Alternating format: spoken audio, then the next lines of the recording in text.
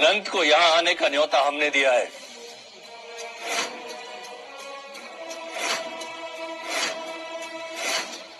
राजघराने के सबसे बुजुर्ग सदस्य होने के नाते हमें ये हक है या नहीं? इस बार का समारोह महाराज ने आयोजित किया है और इन्हें अपने मेहमान को बुलाने का हक तो दिया जा सकता है। महाराज के कहने पर हम इसे छोड़ सकते हैं। चलो, जान बच गई। बेशक तेरी जान बच गई। मैं अपनी नहीं, इन सब की बात कर रहा हूं। तू खुद को क्या समझता है?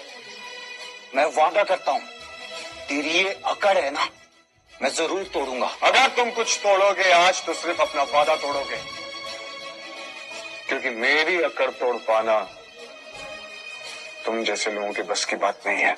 बस कुछ देर की बात है महाराज, फिर आपके रक्षक भी इसकी रक्षा नहीं कर पाएंगे। अनंत इस आदमी का एक ही मकसद है, ये आपकी जान लेना चाहता है।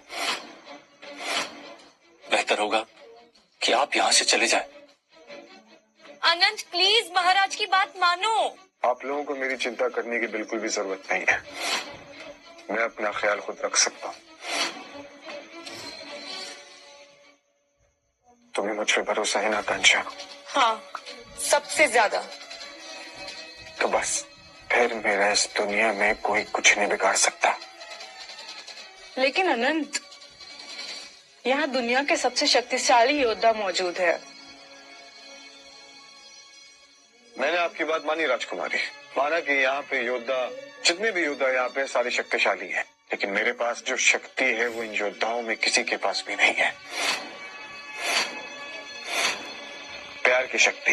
क्योंकि राजकुमारी, प्यार की शक्ति के सामने दुनिया की हर शक्ति बेकार है। यहाँ सिर्फ एक ही शक्ति चलती है, वो है युद्ध की शक्ति। तू यहाँ आ तो गया है, लेकिन तेरे लिए यहाँ पर कोई स्थान नहीं है। और यहाँ राजघराना और शक्तियों के आधार पर पद दिया जाता है, और ना ही तुम किसी राजघराने से हो और ना ही हमारे मुकाबले में तुम्हारे पास कोई शक्ति है। लेकिन मेरा दिल बहुत बड़ा है, मैं तुम्हें जगह दे सकता हूँ, और वो जगह है मेरे पैरों में।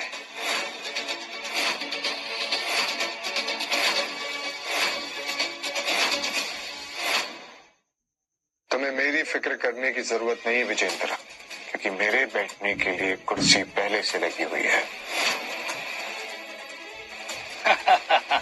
अच्छा, कहाँ है? तुम्हें मेरी कुर्सी देखनी है?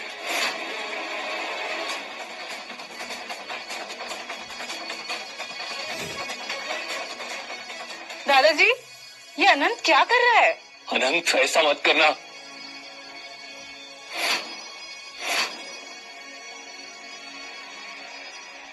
अनंत, क्या कर रहे हो?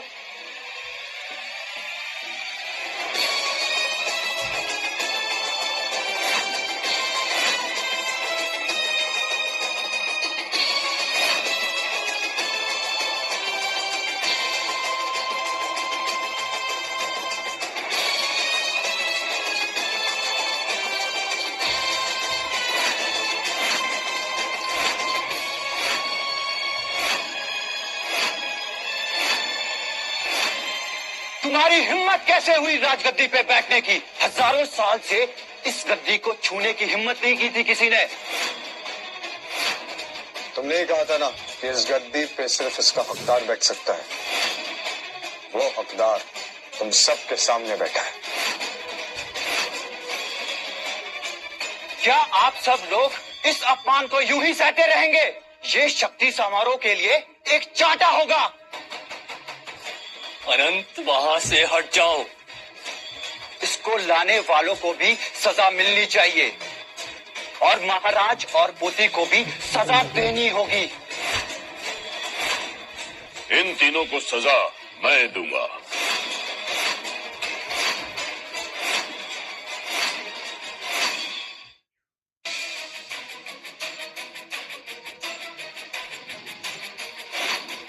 हजारों सालों से इस गद्दी पर कोई नहीं बैठा है।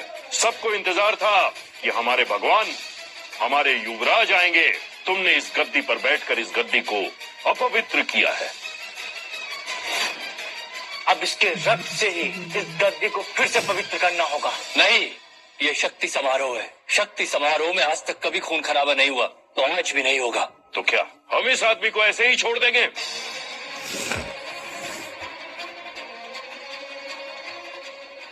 क्या हम अपने आप भगवान का अपमान सह लेंगे? प्रताप, हम तुम्हारा गुस्सा समझ सकते हैं, परंतु आप ये मत भूलिए, आपका जब जन्म भी नहीं हुआ था, हम तब से इस शक्ति समारोह के हिस्सा हैं और इस शक्ति समारोह के कुछ नियम हैं। वो नियम और कानून मैं अच्छी तरह से जानता हूँ महाराज, परंतु बचपन से सिर्फ मेरा एक ही सपना रहा है, अपने राजघराने को गद्दी का हकदार बनाना।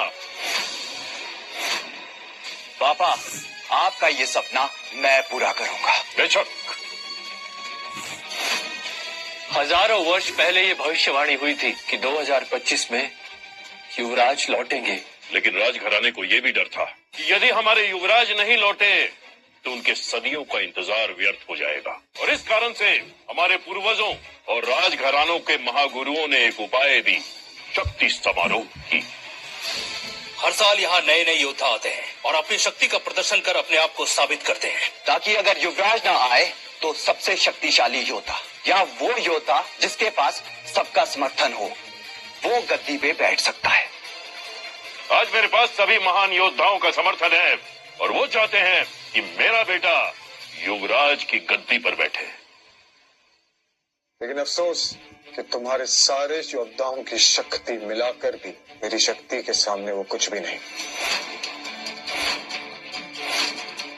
तुम खुद को क्या समझते हो बच्चे? यहाँ बड़े बड़े शक्तिशाली तलवारबाज, धनुर्धर और जादूगर मौजूद हैं और तुम कहना चाहते हो कि तुम इन सब का अकेले मुकाबला कर सकते हो? हाँ, शायद मैं यही कह रहा हूँ। तो ऐसी बात है। चुप रहो, दिखा दो इस नालायक को कि असली योद्धा जबान से नहीं तलवारों से बात करते हैं।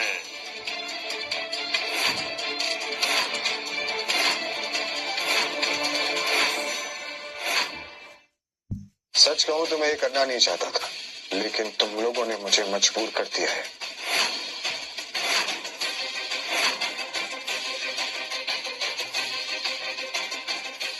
महाराज प्लीज कुछ कीजिए, ये लोग सब मिलके अनंत की जान ले लेंगे। रुक जाइए,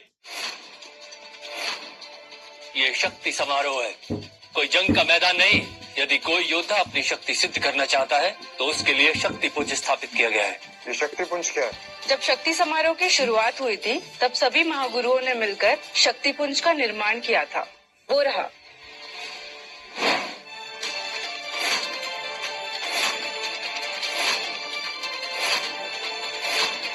कौन सबसे ज्यादा शक्तिशाली है ये जानने के लिए हर साल खून खराबा ना हो, इसीलिए ये शक्ति पुंज बनाया गया है।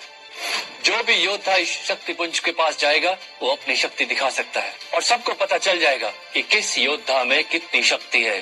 काफी तरक्की कर ली इन लोगों ने। हम सबको इस शक्ति समारोह की गरिमा बनाए रखनी होगी। यदि आप सबको लगता है ये यहाँ आने के लायक है या नहीं।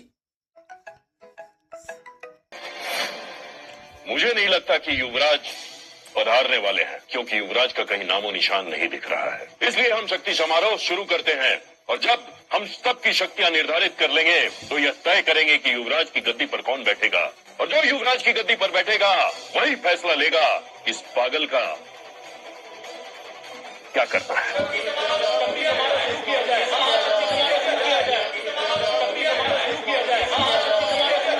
जरा संभल के, तुम्हारे पास कोई शक्तियां नहीं है, इसको छूते ही तुम भस्म हो जाओगे। महाराज मैं शुरुआत करता हूँ।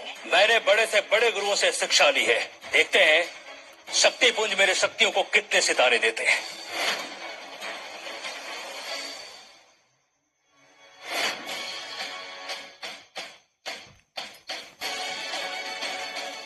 तीन सितारे, बहुत खूब।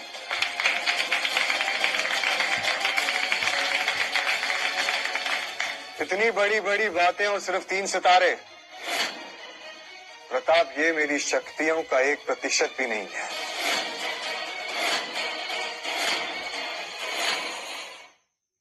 तुम्हें असली शक्ति देखनी है ना?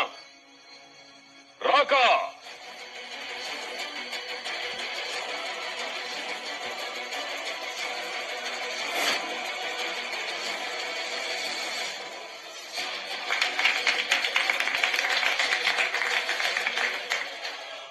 प्रताप देख के बहुत अफसोस हो रहा है कि लोग ये 4 सितारों की शक्तियां देख के भी खुश हो रहे हैं।